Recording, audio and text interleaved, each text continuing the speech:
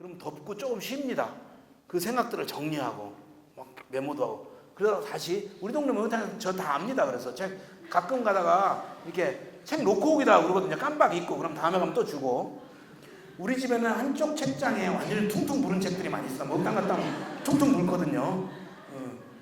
그러니까 그런 것도 저는 저의 하나의 그 독서 습관입니다. 그리고 분야를 가리지 않고 있고 제가 흥미가 있는 거면은 뭐 굉장히 읽습니다. 그리고 그런 것들이 그러니까 영화 글을 쓸 때는 그에 관련된 책들을 읽죠. 거기 딱딱한 책들이기도 하고 사실은 예를 보니까 김은 작가도 그러는데 굉장히 매뉴얼 같은 책도 읽고 그럽니다. 가령 목수가 되는 법 이런 것도 읽어야 영화에서 목수가 나오면 그 사람을 묘사할 수가 있습니다.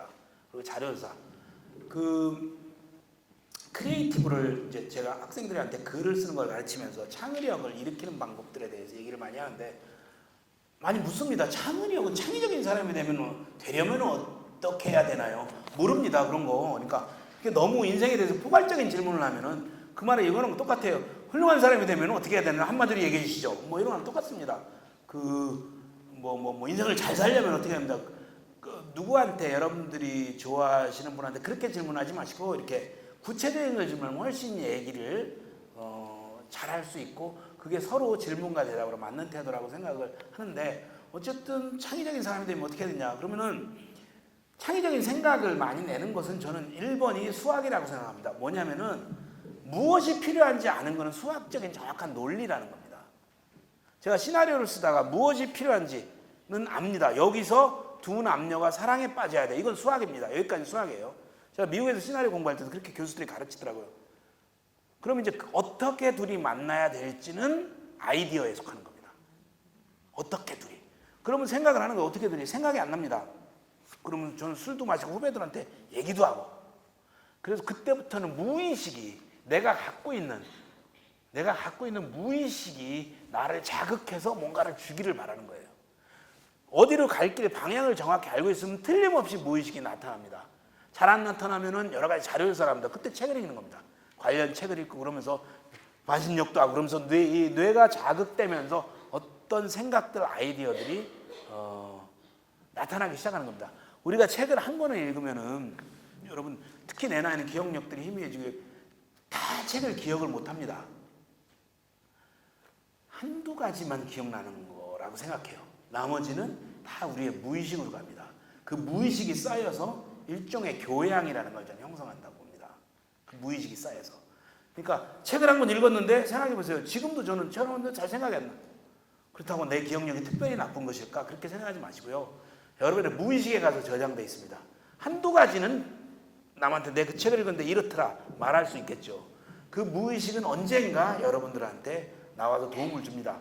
제가 미국에서 글쓰기 공부할 때는 그래서 이렇게 꿈을 기록하는 무슨 정신분석학자 약간 점쟁이 같은 정신분석자가 와가지고 꿈을 기록하는 연습을 계속 시키더라고요. 그래야지 자기 무의식이 쉽게 나온다고 무의식을 장악할 수 있다고 그런 얘기를 많이 했습니다. 그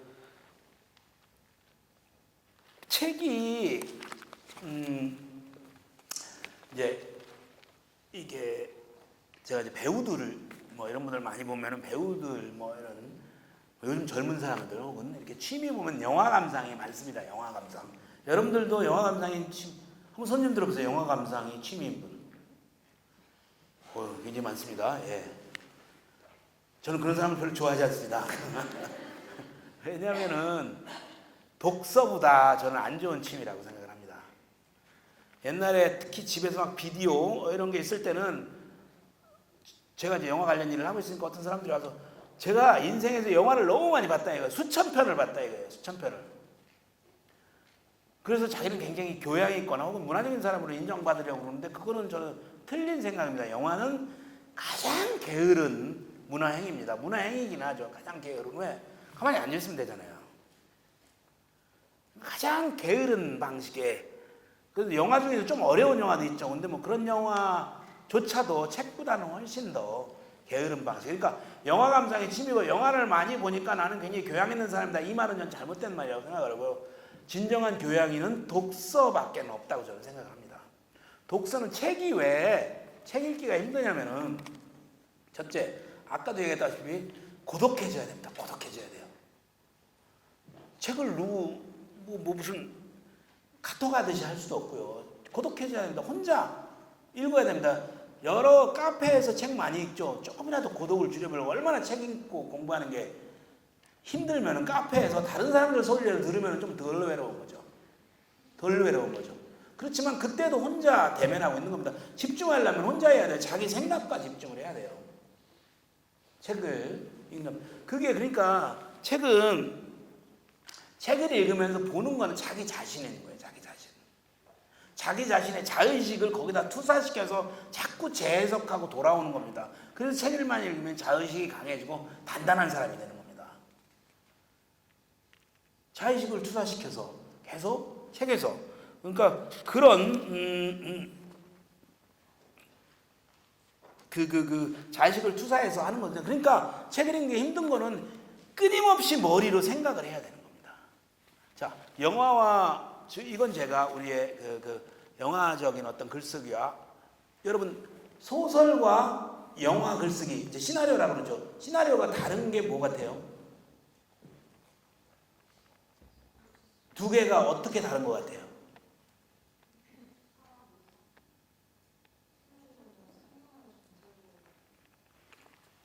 예, 상형을 전제하는 거 맞죠? 예. 그렇지만 그건 본질적인 차이는 아닌데 생각보다 지난번에 무슨 교수님들이 모인 어떤 세미나 가서 제가 이런 걸 물으니까 제대로 잘 모르더라고요. 뭐 끝나고 어떤 교수님이 나한테 물으시다고 진짜 무슨 차이가 있냐? 무슨 차이가 있냐면은 소설은 이렇게 쓰면 됩니다. 주인공이 철수라고 그러죠. 철수는 기분이 무척 나빴다. 이렇게 쓰는 소설 있죠. 기분이 나빠서 눈물이 나오려고 했다. 철수는 분노에 몸을 떨었다.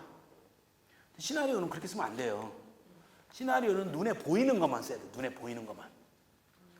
철수는 기분이 나빴다가 아니라 철수는 들고 있던 유리잔을 집어던졌다. 이렇게 써야 돼요. 시나리오는 심리를 직접 기술할 수는 없습니다.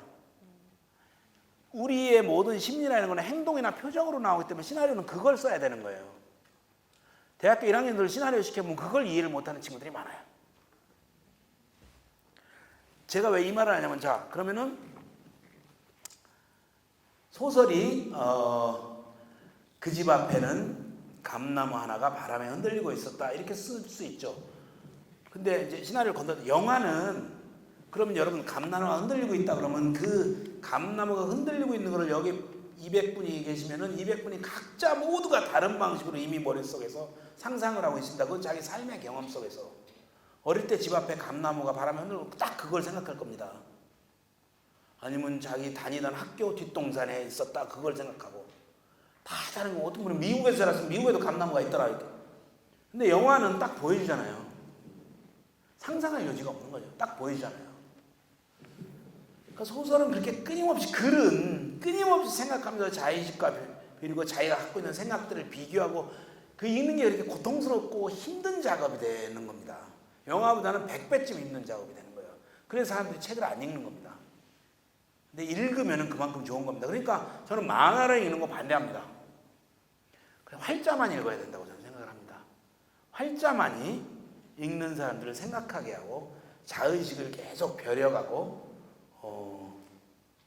그럴 수 있기 때문에요. 그게 그 책의 장점입니다. 책의 장점이자 단점이자 나는 단연코 그건 장점이라고 생각하고요. 굳이 책은 종이로 만들어야 된다 그렇게 얘기하지는 않죠. 왜냐하면 핸드폰으로 책을 볼 수도 있죠. 집중할 수만 있으면은 그 아마존에는 킨들이라고 저도 그걸로 책을 가끔 봅니다. 영어로 나온 책을 금방 그건 2주 걸리는데 그건 바로 볼 수가 있으니까 사기만 하면은 그러니까 무엇으로 보든지 상관없습니다. 활자를 본다는 게 전 중요합니다. 그러니까 아이들 동화책은 그림이 있잖아요. 어른들 책은 사진보다는 활자로 모든 걸 상상하고 그러면 활자는 우리가 갖고 있는 언어라는 의미 속에서 우리 머릿속에서 형성된 의미들을 점검하고 상상하게 하고 자기 자의식을 벼리고 투영하게 하기 때문에 계속적으로 전혀 다른 세상을 만들어 낸다는 거죠. 그러니까 요즘 젊은이들이 핸드폰을 보는 문제가 아니라 핸드폰으로 게임이나 영화만을 보는 게 문제인 거죠. 핸드폰으로 좋은 책을, 전자서적을 다운받아보든지 그런 거는 저는 문제가 아니라고 생각합니다.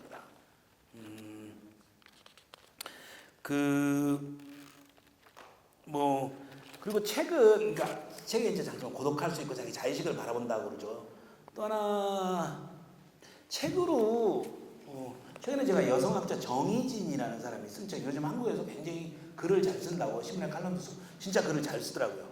그분의 책을 이렇게 제가 봤는데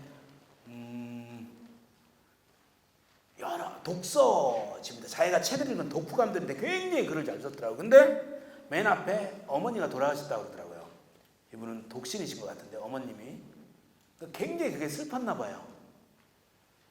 그 사람은 마치 그 슬픔을 이기려고 수십 권의 책을 읽은 것 같아요. 책이 그런 능력을, 그리고 쓴 글들을 보면 절절합니다. 모든 주제가 결국은 어머님과 관련이 있습니다. 우리는 우리 삶의 고통을 이기려고 책을 읽는 거예요. 책 독서를 통해서 아까도 얘기했듯이 자의식을 벼려가면서 자기 고통을 경감하고 혹은 남들과 비교하고 그러면서 줄여나가는 겁니다. 일본의 노벨상 작가님 오에 겐자부로라고 있습니다. 오에 겐자부로. 무라카미 하라쿠랑 좀 다른데 오래전 지금 한 80쯤 되셨죠. 굉장히 훌륭하신 분입니다.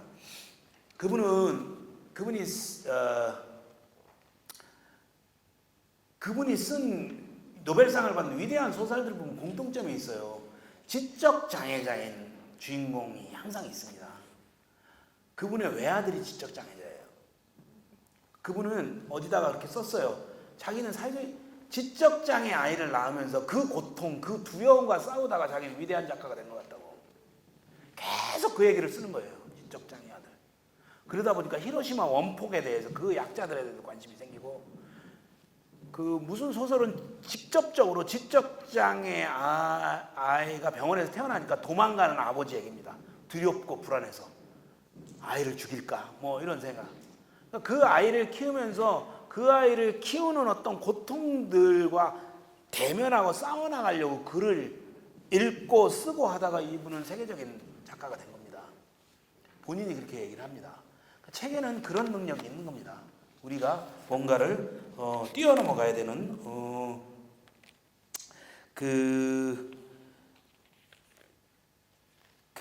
제 얘기를 이제 조금씩 마무리할 때가 된 건데 최근에 그러니까 제가 미국에서 공부할 때 미국의 교수가 제가 지금까지 항상 우리는 이 질문에 대답을 네가 작가가 되려고 그러냐 네가 영화 감독이 되려고 그러냐 그러면 우리는 항상 이 질문에 대답할 준비가 돼 있어야 된다고 항상 그러더라고요. 그러더니 영어로 What do you read? 그러더라고요. 그러니까 뭐 읽니? 여러분 지금 누구한테 그 질문을 받았다고 생각을 해보세요. 그리고 뭐라고 대답할지 생각을 해보세요. 너 지금 뭐 읽어? 너 요즘 뭐 읽어? 이거에 대답을 항상 할 수 있어야 된다고 합니다. 저는 요즘 옛날에 한겨레 신문에도 계시고 중앙일보에도 칼럼을 쓴 정운영 선생님이 쓰신 시선이라는 책을 지난 주일날 사서 읽고 있습니다. 굉장히 좋은 책이라고 생각하고 그 책도 저를 굉장히 고통스럽게 합니다. 여러 가지 정치적인 것들, 예술적인 것들을 많이 생각나게 하기 때문에 그 전에는 저는 뭐 대중없이 읽습니다. 집사람이 어떤 경미한 장염 증세로 일주일 입원한 적이 있어서 집사람이 병원에서 심심할까봐 뭐 혼자라 있는 건 아니니까 책을 사다 주려고 제일 쉬운 본 아이덴티티라는 영화 본 아이덴티티 원작 소설을 사다 줬는데 집사람은 역시 책을 안 읽으니까 안 읽더라고요. 그래서 제가 그 전에 병원에서 2권 다 읽었어요. 그러면서 굉장히 실제 영화 어떻게 다른지 각색과 이런 것들에 대해서 굉장히 재밌게 읽었습니다. 이렇게 되는구나. 그리고 지난 겨울엔 돈키호테 2권짜리 한 2,000페이지 됩니다. 그걸 매일 아침 한 30페이지씩 읽었어요. 그러면서 굉장히 왜냐면 꼭 돈키호테를 읽어보고 싶었거든요. 읽어보고 싶었어요. 근데 누가 번역을 새로 해가지고 굉장히 그래서 아침마다 30페이지 읽는데 돈키호테를 읽으면서 제가 그런 생각을 많이 했어요. 이 이야기가 돈키호테야말로 진정하게 이야기를 살아낸 사람이에요. 자기가 읽은 책, 기사도 책에서 읽은 책을 읽다가 자기가 그 기사라고 생각하고 세계를 돌아다니면서 괜히 시도 걸어서 맞고 이런 사람일까? 그러니까 꿈에 이야기를 진정하게 사는 사람이 이야기를 사는 사람의 어떤 로맨티시즘, 어떤 고통 이런 것들이 제일 잘 나와 있는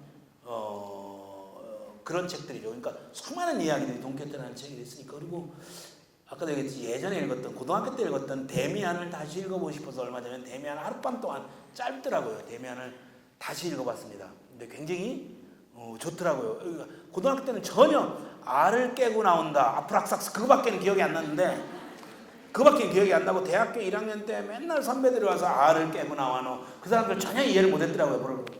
넌 알을 깨고 나와야 돼. 근데 다시 읽으면서 굉장히 감명을 받아서 헤르만 헤세가 이렇게 해서 위대한 사람은 이렇게 어떤 죽음이라는 유한된 인간의 어떤 조건 속에서 우리가 어떻게 살아나가야 되는지 이렇게 열심히 고민한 사람이었구나. 굉장히 감명을 받았습니다. 하여튼 여러분들도 꾸준히 책을 사시고 술값보다 훨씬 싼 책을 사서 항상 읽고 싶은 책을 들고 다니고, 하나의 책을 열심히 읽으면 그 책이 그 다음 책을 여러분들한테 뭘 읽을지 알려줄 것이고, 일단 책방을 자주 다니시고, 큰 책방 가서 시간을 데이트도 거기서 하시고, 그리고 누가 물어보더라도 What do you read? 지금 무엇을 읽니? 거기에 자신 있게 대답을 하시기를 바라겠습니다. 일단 제 얘기는 여기서 마치겠습니다. 감사합니다.